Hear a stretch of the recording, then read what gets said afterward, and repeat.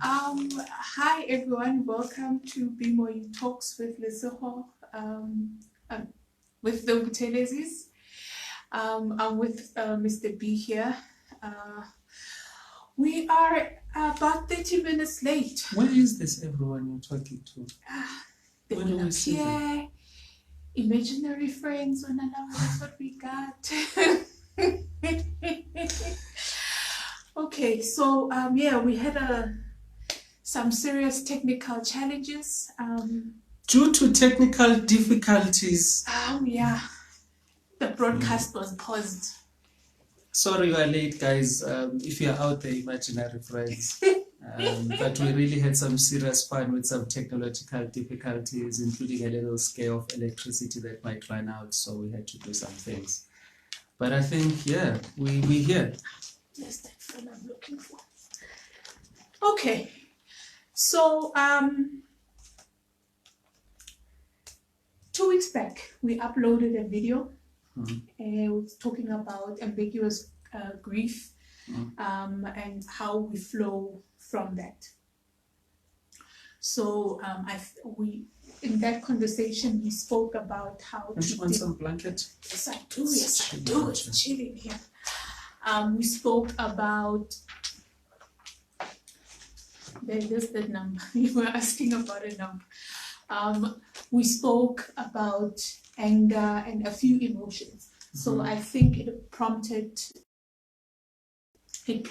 people to ask questions. They asked us to speak about depression, and this is why we are talking about depression today. So now, because we were given questions and we wanted to interact with the people that asked the questions, wanted to interact with us, so we decided, let's do a live. So this is our first time going live, and it'll improve. Promise. It'll improve. Yeah, we will work on it. So there were quite a few. Why are you taller in the videos? Because I'm always taller than you. Same right. Why are we asking obvious questions? Okay, so I'll start by. So I did a little research, as usual. I did a little research into what is depression.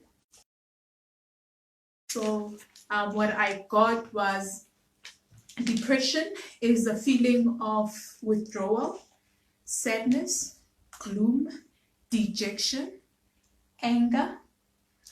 Now, it's depression because those emotions are prolonged. So you feel a ball of these emotions for a long time, and they last for a long time. So that is essentially the meaning of what depression is.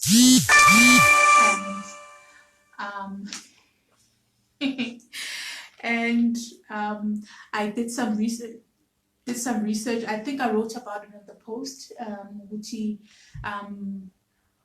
it's the number 2 dysfunctional mental state that affects people in the world, in the entire world. And then I wanted to bring it back home, and I took it down to Africa. So in Africa, I was shocked by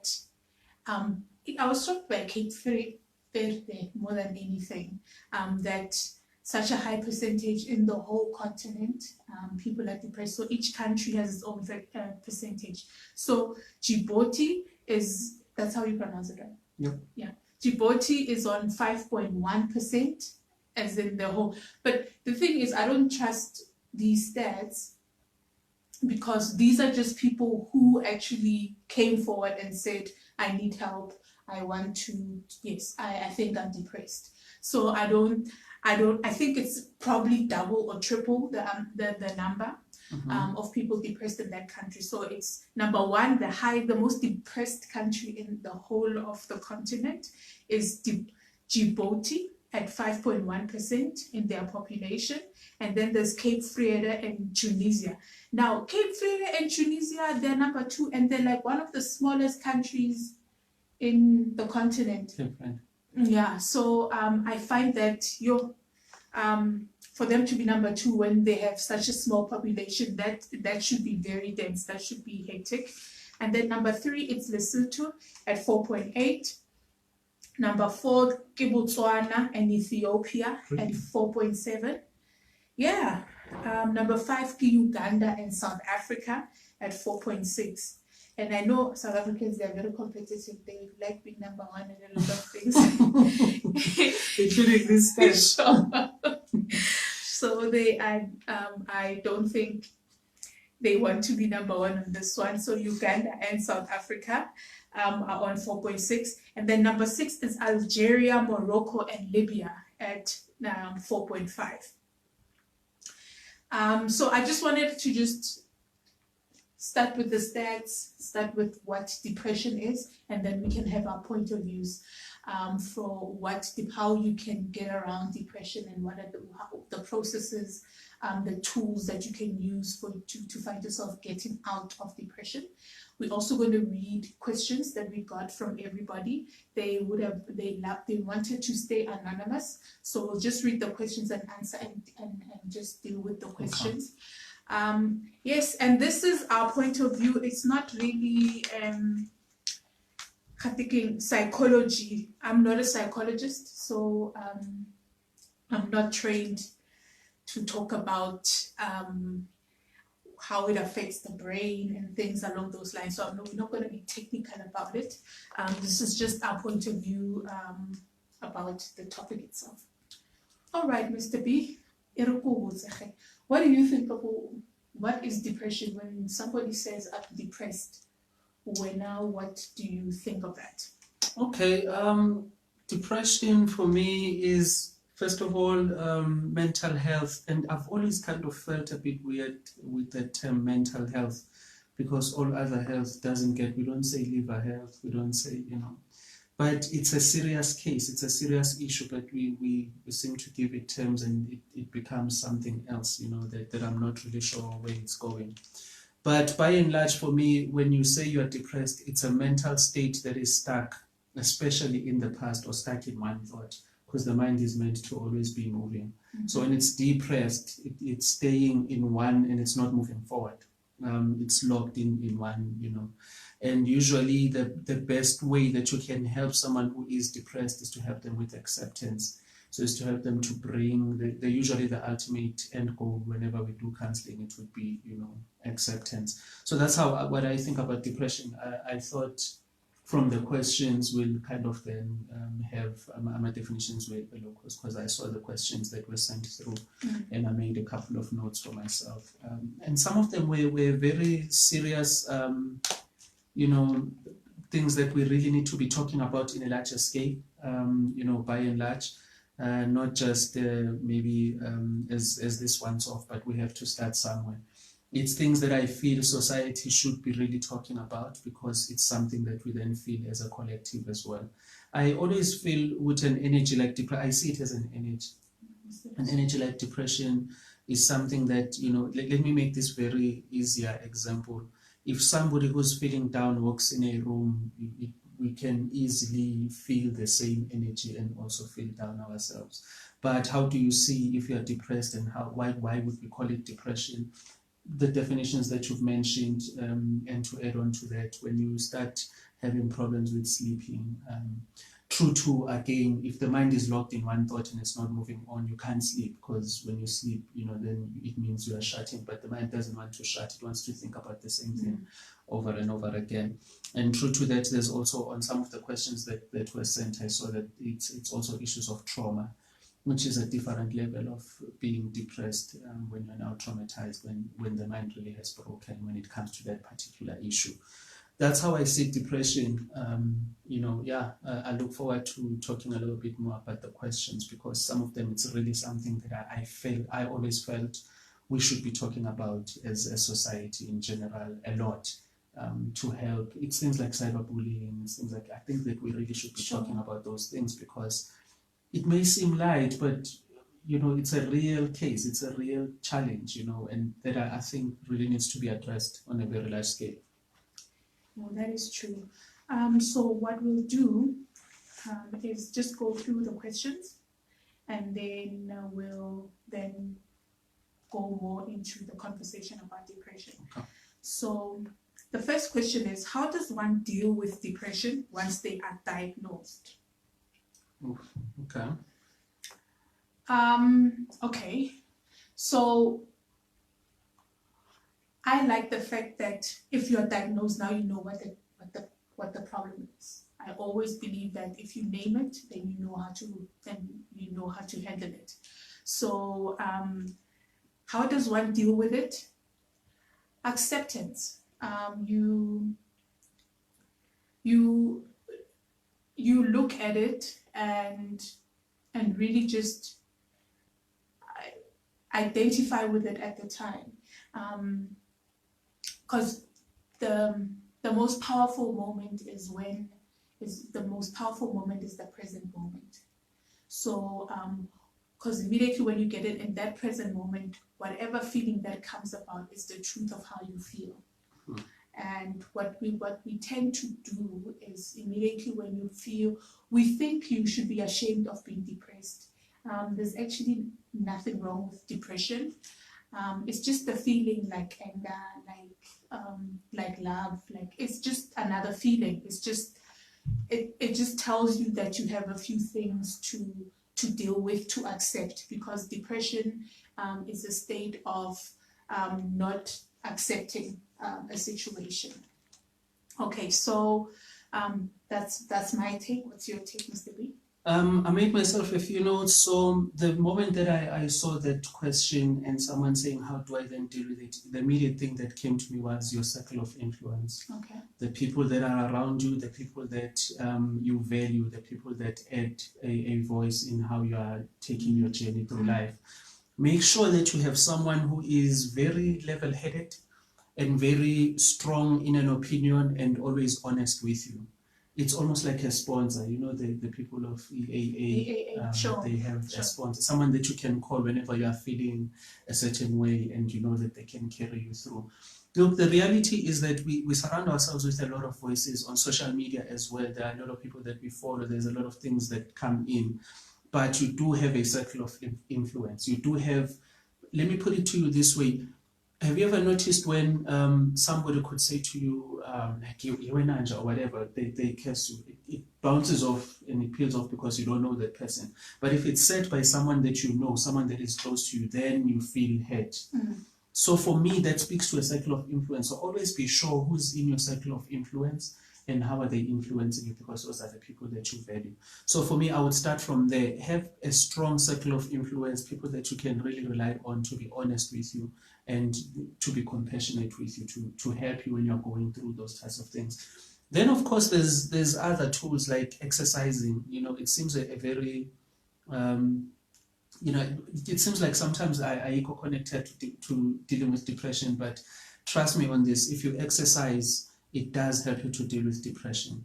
Because when you exercise, you release certain energies within you, you release certain, it's powerful to exercise and to vest yourself in something like that. Taking long walks, I take long walks. I've found that it really does work for me.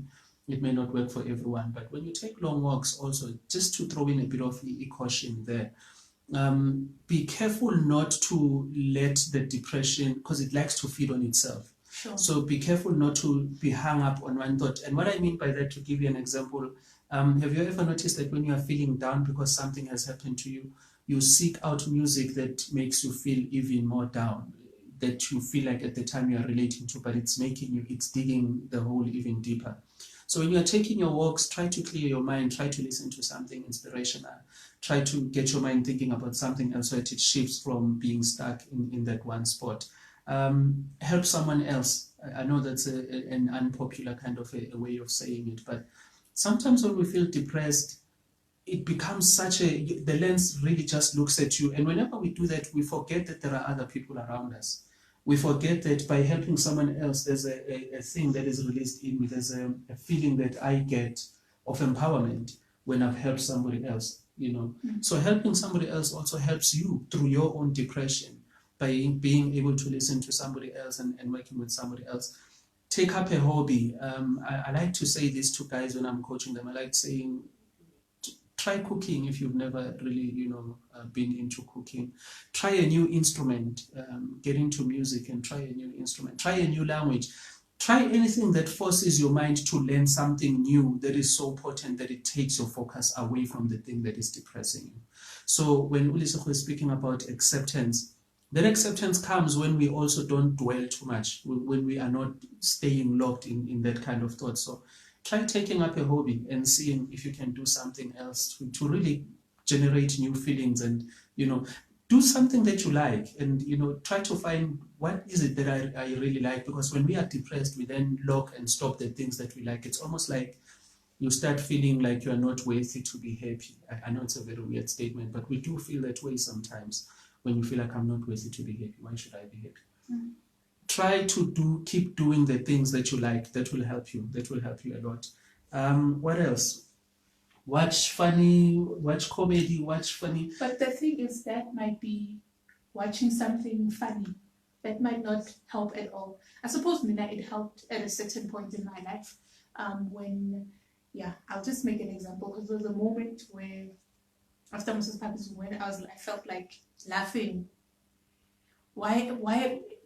The child is dead. Why am I laughing? Like, what's so funny about this thing? The child is not here. Why am I laughing? And I remember watching, what's that movie that I'm obsessed with because I know what it did for me? Which one? Yeah, with Jada Pinkett. With the Girls Trip. Yeah. And then I watched Girls Trip, and for the first time I laughed like hard because I couldn't. You watch inspirational things. Sometimes it just feels redundant. It's the same thing, and it just feels. But for me, it's the same as why I was saying, try not to listen to music that reinforces and reinvigorates that feeling. Mm-hmm. So you listen to something else that takes you out of that. For me, the watching is kind of the same way as well.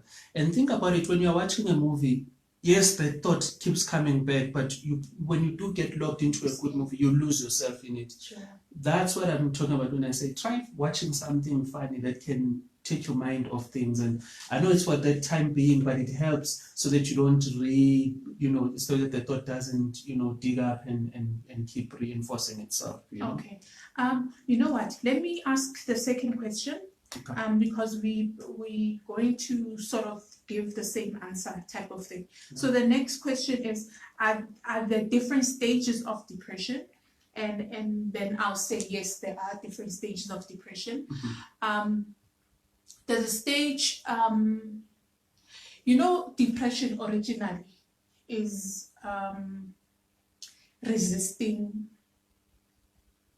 a feeling. Mm-hmm. So you are being angry and then you suppress it. Ne? You are being you just went through something, you just lost someone, you just lost a job, something traumatic just happened to you. And then what you tend to do is say, no, I'll be okay. No, I can do this. I've done this before. I've gone through worse before. I can do that. Then you suppress it and you think you resist it. So the resistance is actually the problem. So this is why I'm saying accept it and just allow yourself to feel that. Has it started? Yes. Yeah, it started again. Technologically challenged, as we said. So you may, it's fine. I'll leave it as long as civil, I think. Mind the walls. Yeah, I know. We are back. Okay.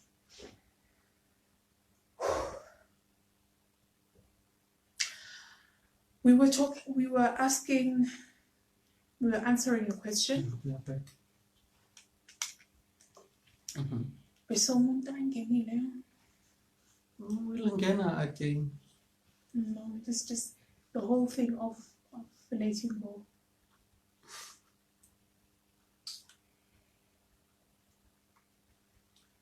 Hello everybody, thank you for joining again. We saw the questions and the comments, we were about to read them, then technology did it to us, but we are back. Comments will appear here. Okay, cool. So yeah, that question I was asking earlier was, are there different stages of depression? And I said, yes, there are different stages of depression. It's sort of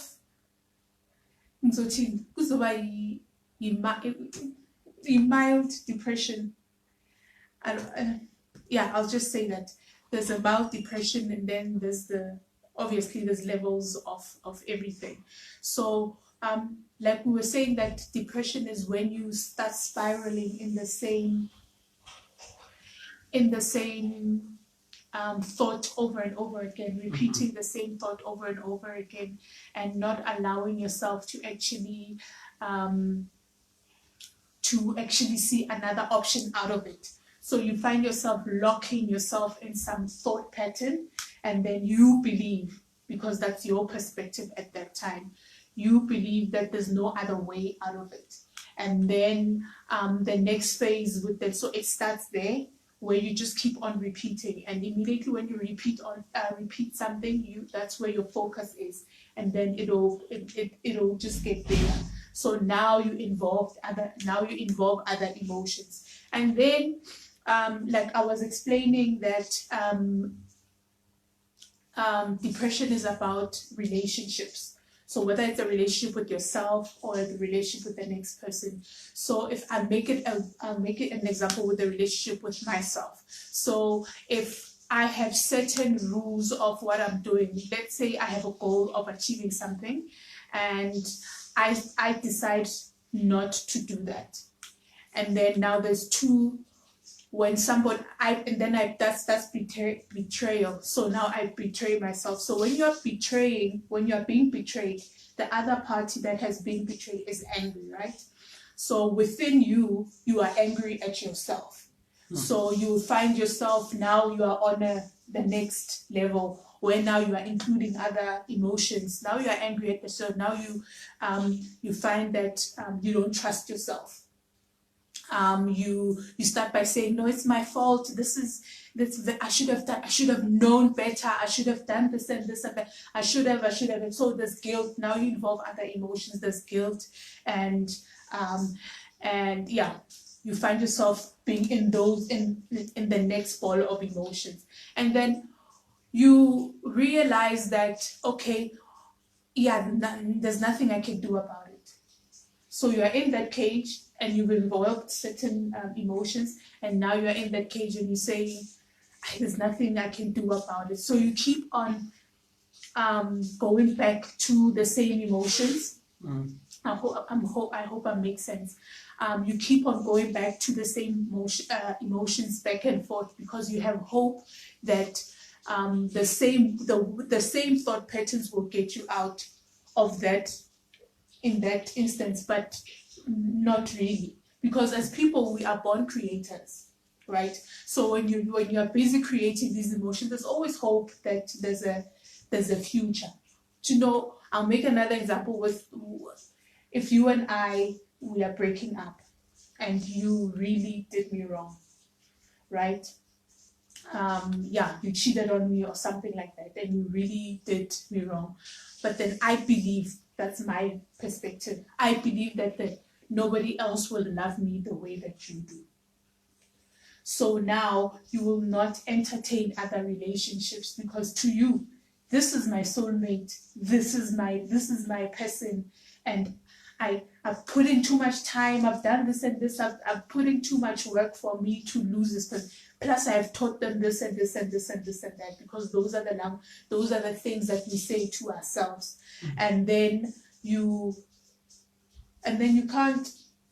don't find a way out. You don't give yourself an option. You keep on hoping, you're not trying to find another way of dealing with the situation. You come back and just have recurring thoughts on that.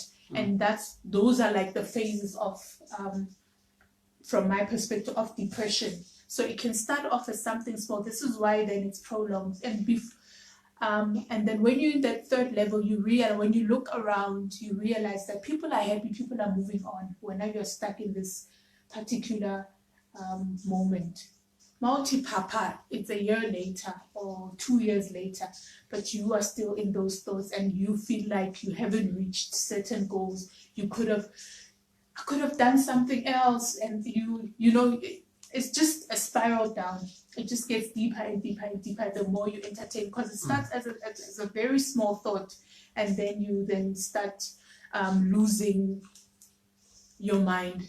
Yeah. There are, for me, in how I approach it, there's definitely, it's a yes, different levels of depression, from fatigue to even anxiety. It is a type of depression, to sadness, to anger, you know, all those things are part of it. But how I like to deal with it when we are sitting, and again, because this is a program that is done like this and being recorded, we do generalize a lot. But if you're doing a one-on-one and you're really listening to a person, what you find is that those levels interpret differently to people who are depressed, more in accordance with how they got to that state in the first place. So you will find someone who will say, yeah, but the thing that's depressing me is I saw my father being killed, and it was a political thing, it was apartheid. So it's things that I really genuinely feel like I don't have power and control over. Then there's someone who, like you are saying, in a relationship where you feel like, I do have certain power over this thing because it's a guy that I met and we fell in love or whatever, and then they did me wrong. Those for me then create the levels according to how you got there in the first place. And I'm just making one example that kind of differentiates. And for the record, no one will ever love you like I do. I'm setting high score. Big high score, like I didn't do that. And my point is that it is true that once you've stayed with someone for that long, let me speak about a personal relationship, you can start feeling like maybe no one will ever love me this way again. And again, when we speak about acceptance in the greater scheme of dealing with depression, we're talking about forgiveness. We're talking about forgiving yourself. So you must be able to reach a stage where you can forgive yourself. Whatever it is, you must reach a stage where you can forgive yourself. More important, because with depression, it's when we can't forgive ourselves. We can't look past a certain thought or past a certain action or past a certain trauma or past something that happened. There must be a stage where you are able to have, like Lesego is saying, you do have a relationship with yourself. And within that relationship with yourself, it is very important to be compassionate and to love yourself first. There's this other thing, just out of topic, out of depression altogether, that we sometimes used to talk about, especially masculine and other married couples. We'd say to them, we'd advise, especially young people who are still in relationships, and they are looking to get married, we'd say there isn't really this thing of come in 50-50. The reality is you come into a relationship 100%. When you meet someone, they are, because they are 50, whatever 50 is, it has 100%. The coin has two sides.